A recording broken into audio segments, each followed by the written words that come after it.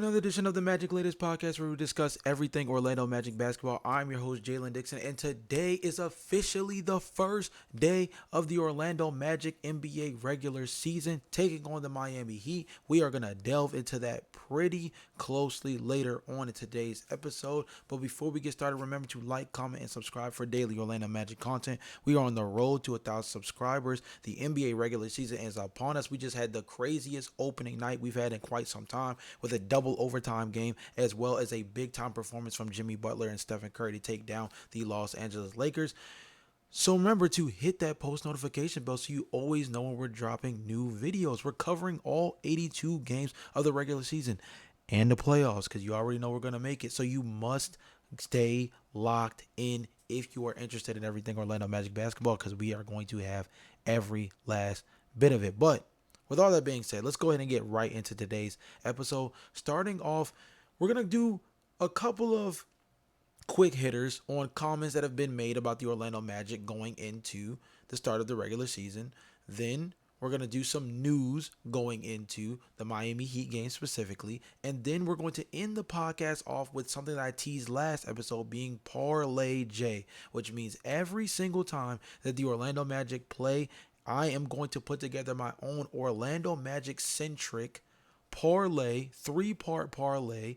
You guys can choose to follow it or choose to leave it if you want to. Take one of the pieces from the leg and use that as a solo bet. Do whatever you want to, but I'm going to be doing this for every single Orlando Magic game, and I'm actually going to keep tally of score of how I do on each of the picks within my parlays. The full parlay won't count as 1 or 0. It'll count as 1 of 3, 2 of 3, or 3 of 3. But we'll talk about that a little bit later on the episode.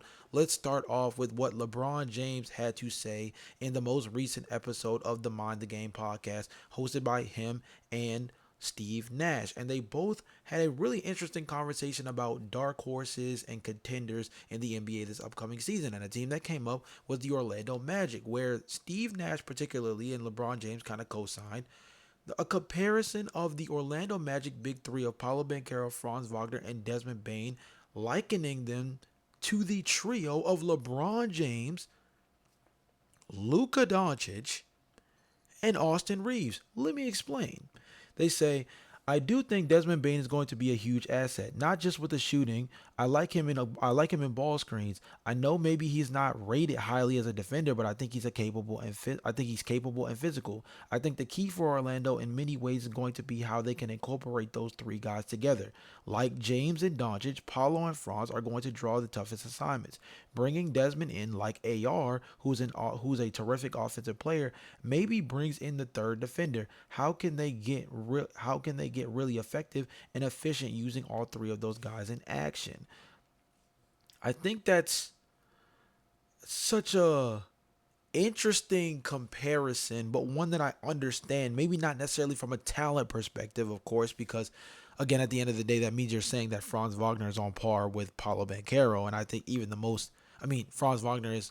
You would be saying that Franz Wagner is on par with Luka Doncic. I think even the most optimistic Orlando Magic fan wouldn't put Franz Wagner in the same tier as Luka Doncic at this very moment.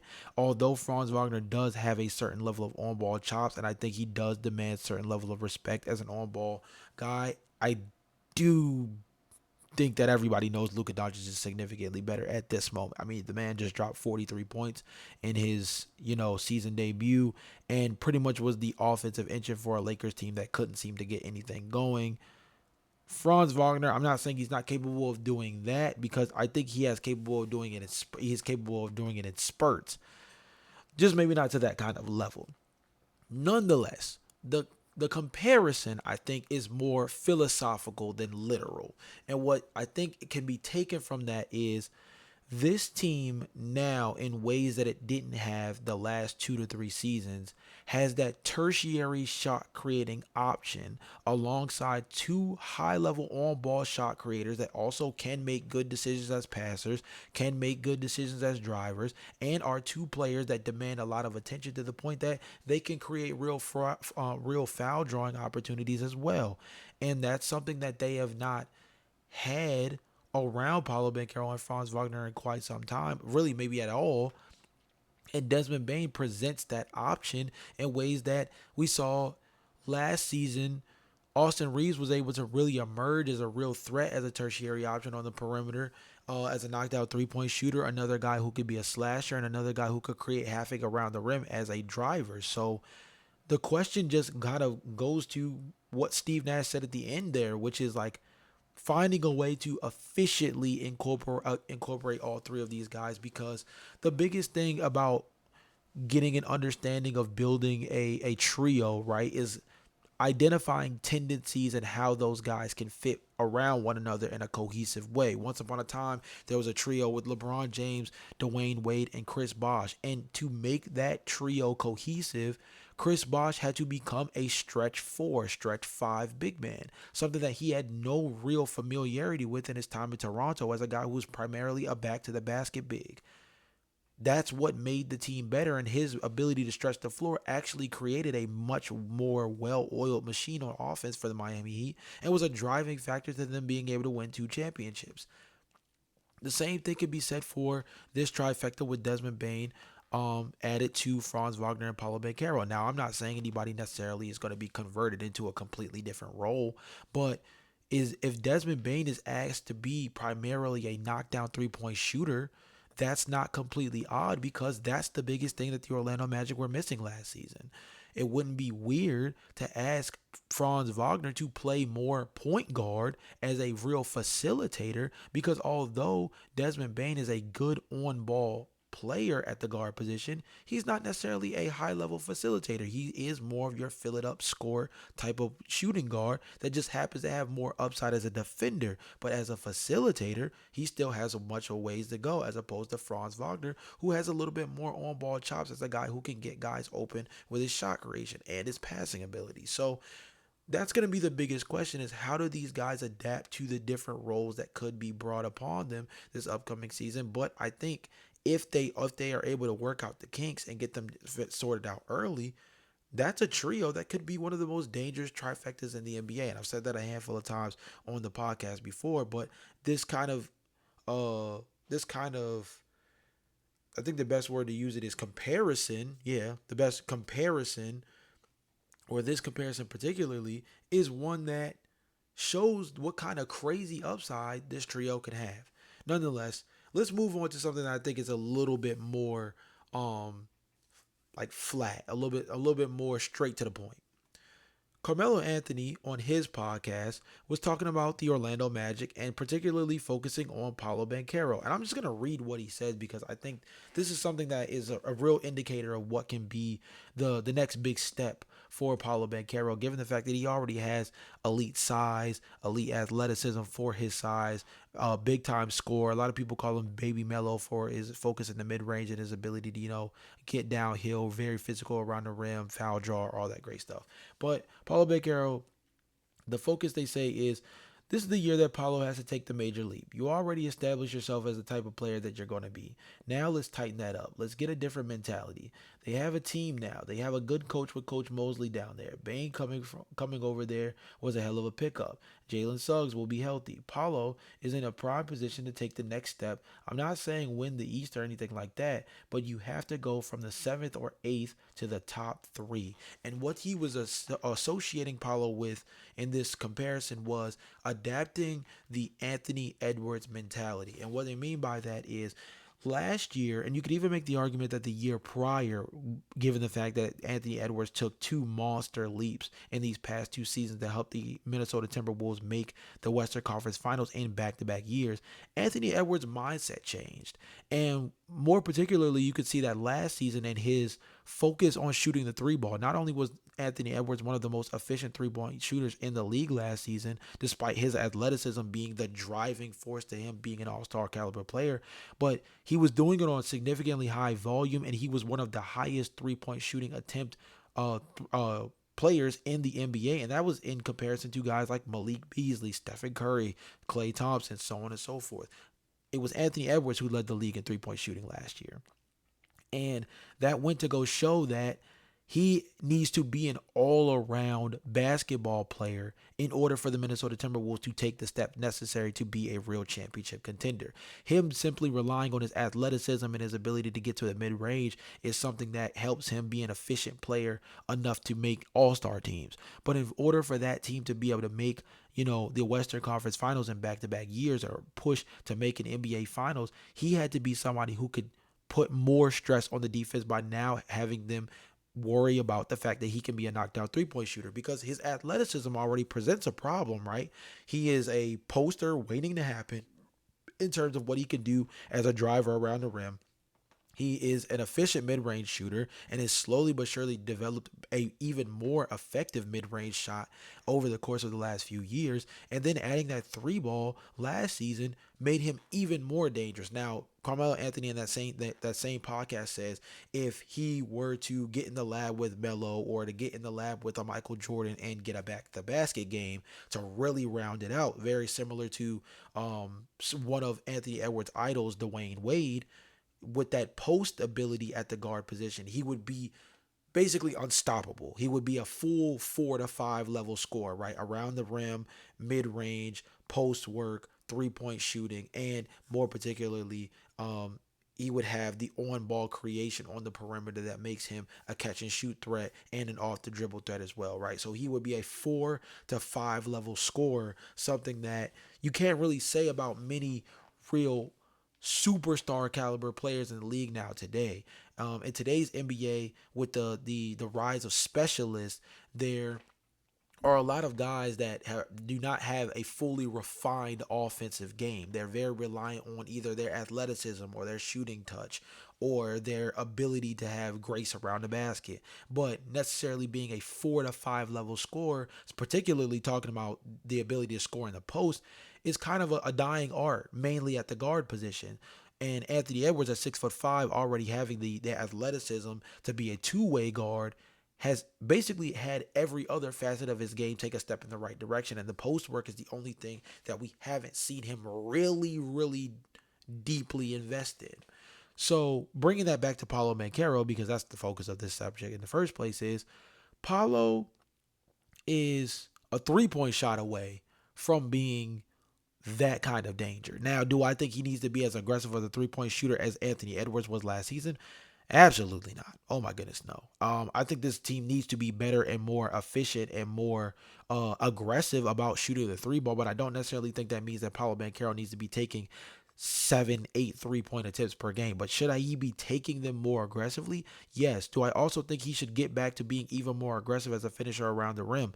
Yes. I think last year, one of his biggest knocks in terms of being inefficient was settling for that mid-range shot so much. And although it's an effective shot for him, I think his most dangerous move set is his ability to get downhill and finish around the rim. Again, dating back to his rookie season, he was and is still one of the best players in the NBA in terms of generating contact and forcing players to foul him in ways that lead to him getting 7, 8, 9 free throw attempts per game. And I think that's something that if he settles into relying on that more, it opens up his game so much more in terms of being a guy who now can slow the game down for the Orlando Magic in the half court and make things a little bit easier. It also puts the opposing team in foul trouble, which opens up the game more for him, opens up the lane more because shot blockers are going to be more fearful of wanting to contest guys like Anthony Black, Franz Wagner, Jalen Suggs, Desmond Bane as drivers, because now you in foul trouble have to worry about one of two things: either now contesting one of those drivers or worrying about the dump off to Paulo Banchero, the dump off to a Wendell Carter Jr., the dump off to a Jonathan Isaac, where now you're caught in a really bad action where you're still giving up points one way or another. Paulo Banchero, I think the biggest thing for him this upcoming season is about being more aggressive, and not necessarily aggressive in terms of upping his shot tendency, but I think being more aggressive about getting to the spots that fit his skill set the best in terms of being efficient.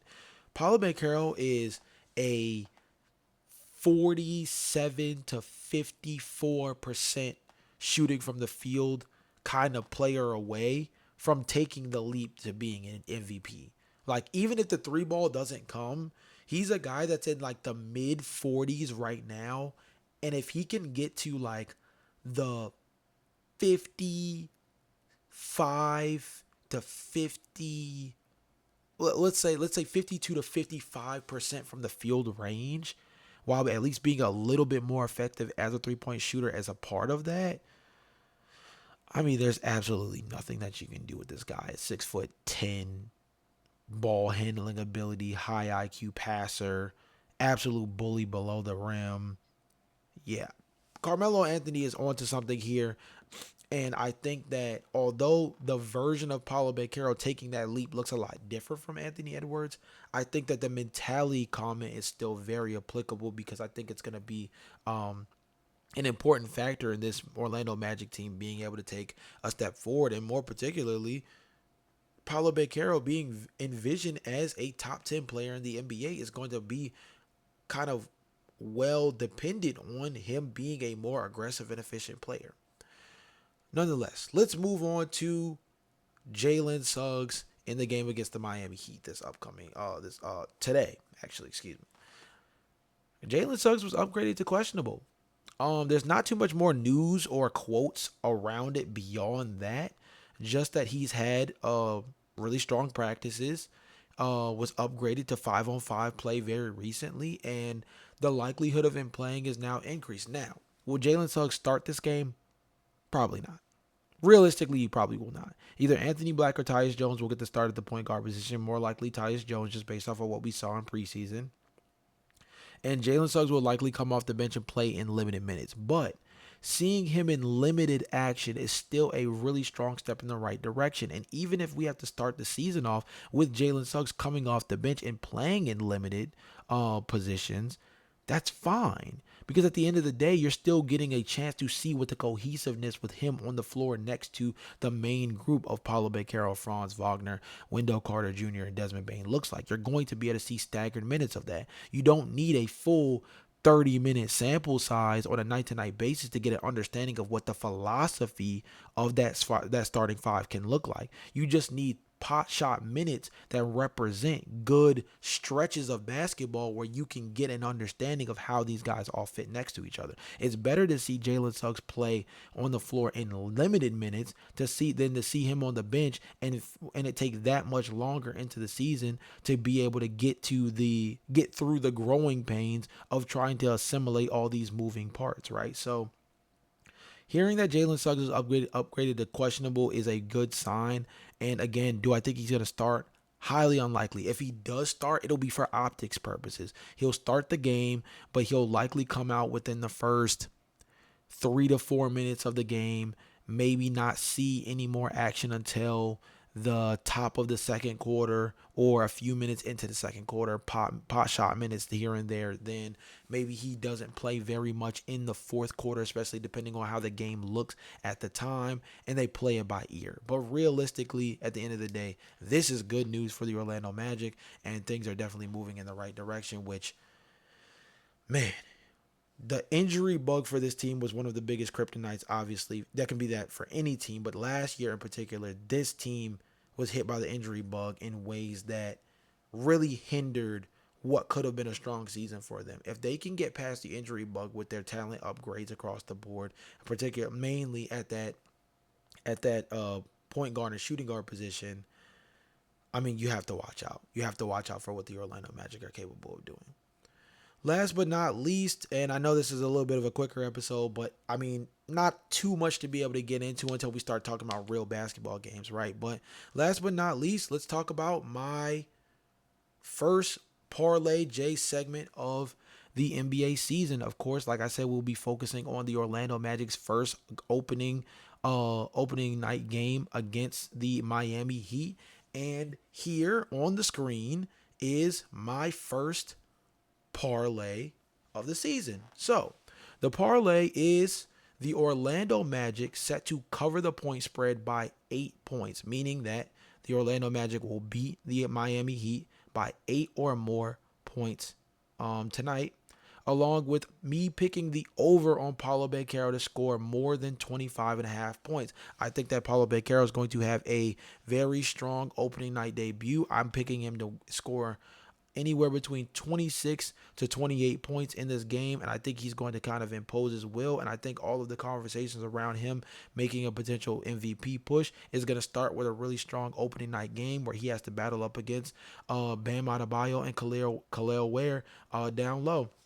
And then last but not least is Desmond Bane to make at least 4 threes. I would not be surprised if the Orlando Magic in the first 5 to 10 possessions of this basketball game have 2 to 3 open actions meant to create 3-point opportunities for Desmond Bane to generate easy 3-point shots out the gate and see what this kind of new addition spacing wise can do for the Orlando Magic offense. Jamal Mosley and that coaching staff is going to find a way, I think early and often, to draw up situations to get Desmond Bane in actions where he can be the kind of efficient 3-point shooter that they brought him in to be.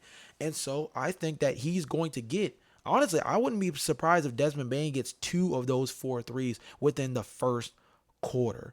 This parlay is very much centered around the Orlando Magic having a strong outing against the Miami Heat, mainly with the fact that that team is going to be kind of figuring out what they are. No Tyler Hero, bringing in Norman Powell. You have Andrew Wiggins back. Obviously, you have Bam Adebayo and Khalil Ware. And they're a team that hopes to, get something from Nikola Jovic, Jaime Jaquez this year. But I think this is going to be a tone-setting game for the Orlando Magic, and I think it's going to be one where they mainly focus on trying to impose their will on the offensive end and see what they look like as a full unit.